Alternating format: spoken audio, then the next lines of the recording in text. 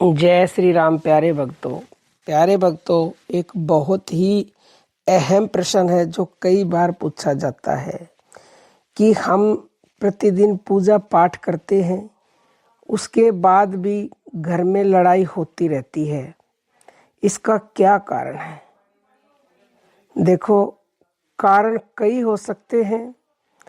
आप हर कारण को समझिए। सबसे पहले तो आप अगर प्रतिदिन सुबह शाम अपने घर में पूजा करते हैं तो सबसे पहले होती है शारीरिक स्वच्छता। जो आप शारीरिक क्रिया करते हो उसका महत्व होता है। उसके बाद आती है मानसिक क्रिया, यानी कि मन की स्वच्छता।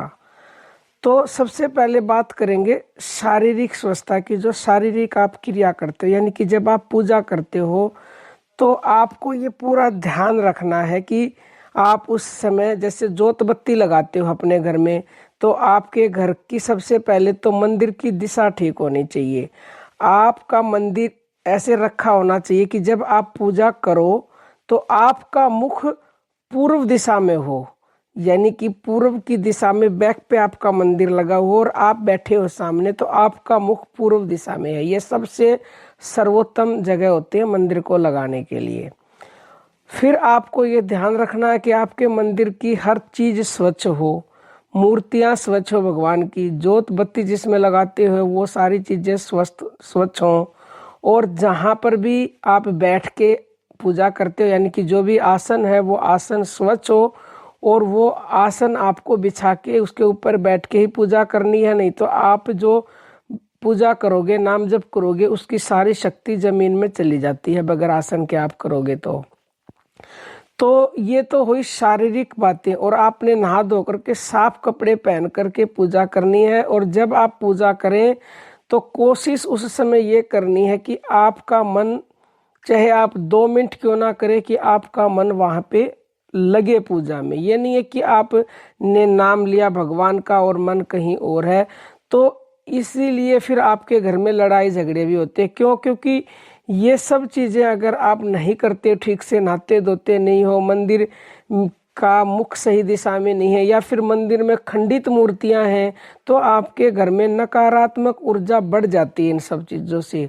और जिस घर में नकारात्मक ऊर्जा होती है उस घर में तुरंत तुरंत लड़ाई होती है और हमेशा लड़ाई होती रहती है। जितनी ज़्यादा अधिक नकारात्मक ऊर्जा होगी उतनी ही अधिक आपके घर में लड़ाई झगड़े होंगे। ये तो थी शारीरिक क्रिया की बात। अब जो सबसे अहम जरूरी चीज है वो है मानसिक क्रिया, यानी कि मन की शुद्धता। जब तक आपका मन शुद्ध नहीं होगा तब तक नकारात्मक जो शक्तियां हैं वो आपके घर में रहेंगी। अब मन को शुद्ध कैसे किया जाए? शरीर को तो आप नहा धो के शुद्ध कर लोगे, मंदिर को भी साफ कर लोगे। मन, देखो, अब आपने पूजा की, एक दिन आपके घर में सुख शांति रही, तो उसका कारण यह है कि आपकी पूजा का प्रभाव कम है, यानी कि आपका जो मन है वो कम शुद्ध है। सकारात्मकता आपके घर में कम है और नकारात्मकता यानी कि नेगेटिविटी ज्यादा है। तो नेगेटिविटी हावी होती है सकारात्मकता के ऊपर, यानी कि पॉजिटिविटी के ऊपर। बुरी शक्ति हावी होगी, एक तरह से आप ऐसे समझ लो, अच्छी शक्ति के ऊपर। तो जब तक ये बैलेंस इक्वल नहीं होगा, यानी कि पहले नेगेटिविटी और पॉजिटिविटी बराबर नहीं होंगी, जब तक पहले तो बराबर होंगी, जितनी नेगेटिविटी उतनी पॉजिटिविटी, फिर एक समय इतना आएगा कि पॉजिटिविटी बढ़ जाएगी और नेगेटिविटी घट जाएगी। तो उस समय आपके घर में लड़ाई झगड़े बिल्कुल बंद हो जाएंगे होने। लेकिन ऐसा क्या करें कि जिससे पॉजिटिविटी बढ़ जाए? उसका तो एक ही तरीका है, और वो है कि राम नाम के साबुन से अपने मन को धो। जितना ज्यादा उसको धोगे उतना ही ज्यादा साफ होगा। अब निर्भर आप पर है कि आप कितना ज्यादा राम नाम का साबुन अपने मन को लगाते हो और कितना जल्दी उसे दिव्य और निर्मल करके पॉजिटिविटी को बढ़ाते हो। अब देखो, जितना ज्यादा कपड़ा गंदा होता है उतना ही ज्यादा राम नाम साबुन की जरूरत पड़ेगी। जैसे कोई आपका किचन का कपड़ा है, बहुत ज़्यादा गंदा है, तेल का कपड़ा है, तो उसे गर्म पानी में डाला जाता है, बहुत ज़्यादा साबुन लगाया जाता है, थपकियों से कूटा जाता है। और अगर कम कपड़ा गंदा है तो साफ पानी से निकालो और साफ हो जाता है, या थोड़ा और गंदा है तो थोड़ा साबुन से साफ हो जाएगा।